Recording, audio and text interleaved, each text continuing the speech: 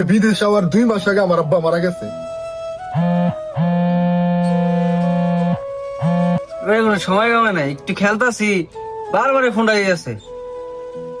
বিদেশের বাড়িতে একটু খেলতাছি, এবারে যাওয়ানি মোবাইলটা খেলতে পারতাছি,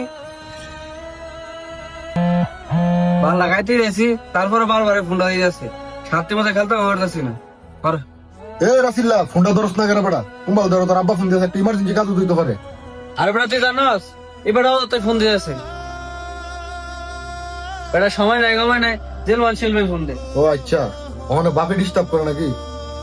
আমি চাই আমার কেউ ডিস্টার্ব করো বন্ধু।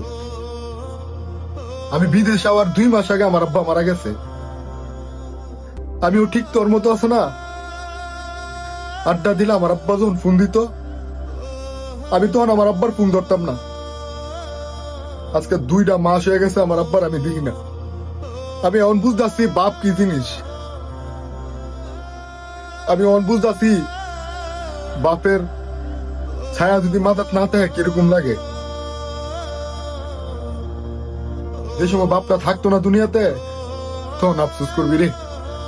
কারণ বাপে ফোন দে তো, এই কারণে বাপ থাকতে কদর দিতেছ না। তুই ফোনটা উঠায় দে, তোর আব্বা তোর শুধু একটা কথাই কইব, সর্বোচ্চ 2টা কথা কইব, বাবা তুই খাইস তো, বাবা তোর শরীরটা কেমন। এর চাইতে বেশি বাপ মা তোর কাছে কোনো আশা করো না রে।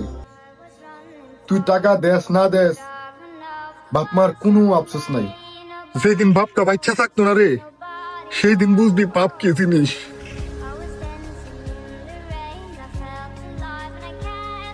আসলে তো বন্ধু, বাবা তো কোনো জরুরি প্রয়োজনে ফোন দিতে পারে, আমি এখনই ফোন দিয়েছি বাবারে।